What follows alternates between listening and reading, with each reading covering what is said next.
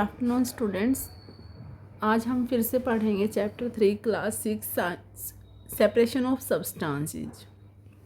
हम सब्सटेंस को अलग अलग कैसे करते हैं। Okay, let's come on the topic. In our daily life, there are many substance instances when we notice a substance being separated from a mixture of material. Tea leaves are separated from the liquid with a strainer while preparing tea. हम अपने daily life में रोज़ ये देखते हैं कि हम substance को अलग करने के लिए डिफरेंट मेथड निकालते हैं। सबसे पहले तो देखो, सुबह उठते ही हर घर में चाय बनती है। आजकल ये हर घर की ज़रूरत हो गई है। तो चाय को निथारने के लिए, चाय पत्तियों को अलग करने के लिए स्ट्रेन, एक छलनी का यूज किया जाता है। ओके, तो सेकंड है grain is separated from stocks while harvesting. जब फसल की कटाई करते हैं तो अनाज को हार्वेस्ट करने के लिए मशीनों की ज़रूरत पड़ती है। मिल्क और कर्ड कैसे बनाई जाती हैं? बटर निकालने के लिए मिल्क और कर्ड से ऐसे मथना पड़ता है। We gin cotton to separate its seeds from the fibres से कॉटन को अलग करने के लिए हम उसके सीड्स को अलग कर लेते हैं। You might have been eaten salted dalia और poha. If you found that it had chillies in it, you may have carefully taken them before eating. Poha खाते वक्त अगर उसमें चिल्ली आ जाती है, मेथी आ जाते हैं, मिर्ची आ जाती है, तो आप लोग उसे आराम से पकड़ के साइड कर सकते हो। Okay, then suppose you are given a basket containing mangoes and guavas and asked to separate them. Mango और गवावा की एक बास्केट देके आपको अलग अलग करने को बोला जाए तो आप बहुत इजीली उनको अलग कर दोगे। ठीक है, seems easy but what we if the material we want to separate are much smaller than mango and guava. अगर बहुत ही छोटे साइज़ के पार्टिकल आ जाएँ तो हम उन्हें कैसे अलग करेंगे? बड़ों को तो हम आसानी से कर देंगे, तो अब सोचते हैं कि छोटों को हम कैसे अलग कर सकते हैं। Imagine you are given a glass of sand with salt mixed in it. अगर नमक मिला के और मिट्टी मिला के आपको दे दिया जाए तो आप कैसे अलग करोगे? Impossible even to think of separating salt from this mixture by picking out grains of sand by hand. हाथ से नमक को और मिट्टी को अलग करना तो बहुत इम्पॉसिबल है। तो सोचता हूँ, तो ये चीज़ें हम सीखेंगे इस साइंस के चैप्टर में, है ना इंटरेस्टिंग। ओके, तो देखो हम एक्टिविटी करेंगे इसके लिए। इससे पहले why would we need to separate substances like this at all, what Paheli wants to know. पहले जानना चाहते हैं कि हमें ऐसी क्या ज़रूरत पड़ गई थी कि हमें ये सेपरेट करने पड़ते हैं substance. Okay, then activity first आती है बेटा।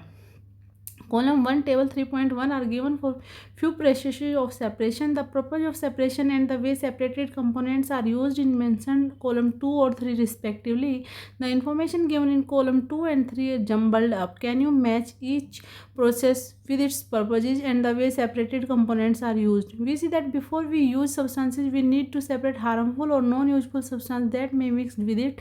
Sometimes we separate even useful components if we need to use them separately. The substance to be separated may be particles of different sizes or materials. These may be in any 3 states: liquid, solid and gas. Okay, तो इस पूरे paragraph में हम इस activity में देखेंगे, jumble up करके दिया हुआ है कि किस चीज़ को हम कैसे अलग कर सकते हैं। ओके, तो देखो बेटा, सेपरेशन प्रोसेस क्या होगा। सेपरेट स्टोन्स फ्रॉम राइस में से स्टोन हम इजीली हैंड पिक्ड मेथड से कर सकते हैं।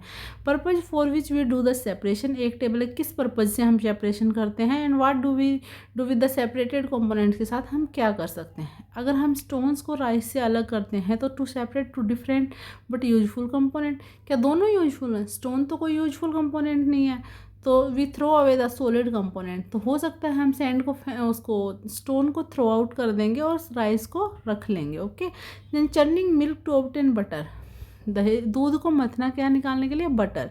तो नॉन यूजफुल कंपोनेंट नहीं, बटर और दूध दोनों ही इम्पोर्टेंट हैं, तो हम दोनों को ही रखेंगे। सेपरेट टी लीव्स को अगर हम सेपरेट करेंगे तो उसमें से क्या, we use both the components, दूध और बटर के आएंगे। और we throw away the impurities का क्या है, हम सेपरेट टी लीव्स की इम्प्योरिटीज़, जो टी लीव्स हैं उनको साइड कर देंगे, और जो सॉलिड कंपोनेंट है स्टोन्स को हम फेंक देंगे। तो ऐसे आपको सेपरेट आउट करना है। ओके, तो इसके लिए हम क्या कर लेंगे, ये प्रोसेस कंप्लीट। उसके बाद आगे आते हैं मेथड्स ऑफ सेपरेशन। अब ये हमें बताएंगे कौन कौन से मेथड आप यूज कर सकते हो किसी भी चीज़ को सेपरेट आउट करने के लिए। ओके, तो इसमें हम क्या देखेंगे, एक्टिविटी 2 करेंगे हम। A packet of food grains purchase from shop of classroom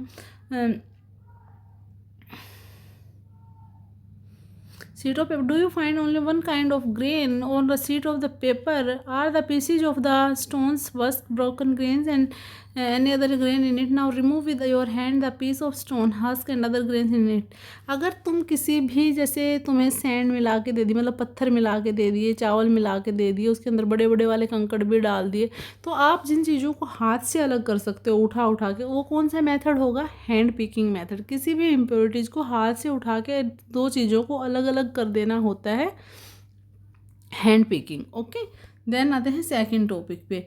then है थ्रेसिंग क्या होता है? You must have seen bundle of wheats और पैडी।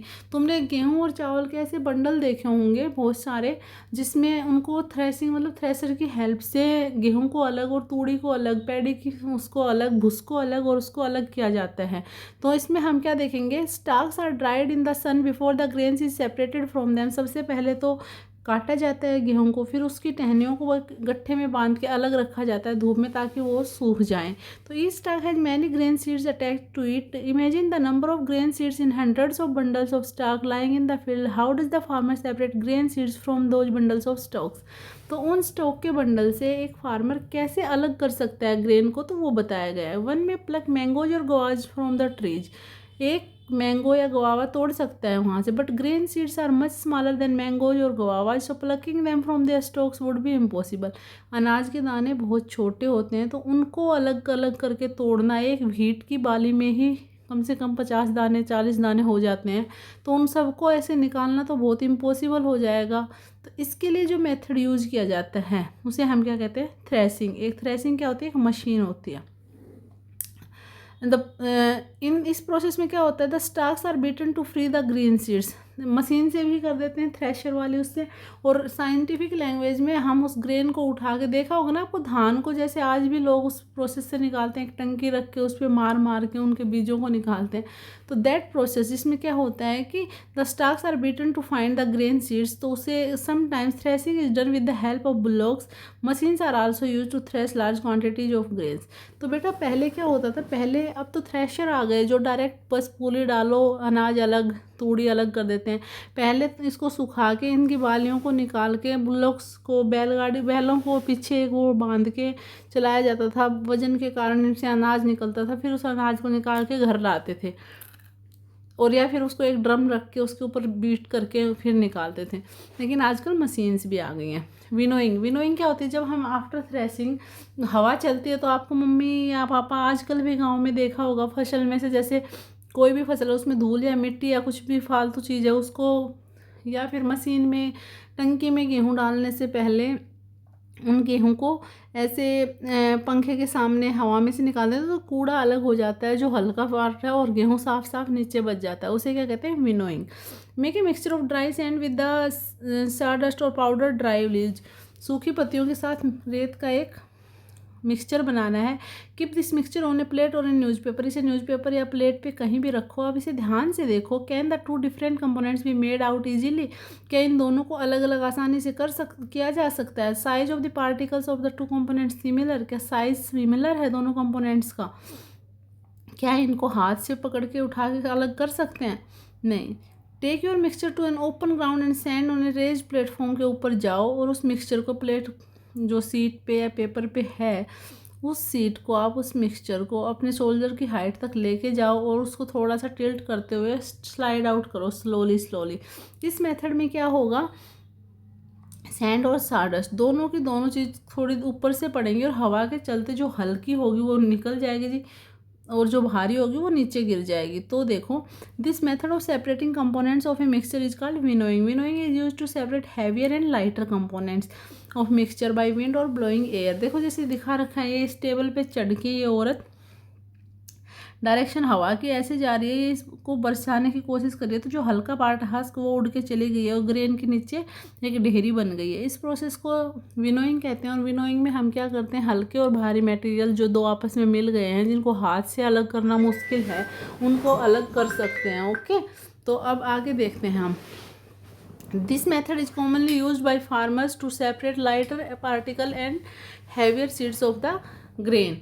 ठीक है, ये फार्मर्स के द्वारा ये मटेरियल यूज किया जाता है, किस लिए? जो हैवी और लाइट वेट के मटेरियल्स को अलग अलग करने के लिए। This method is commonly use by farmers. Okay, the husk particles are carried away by wind.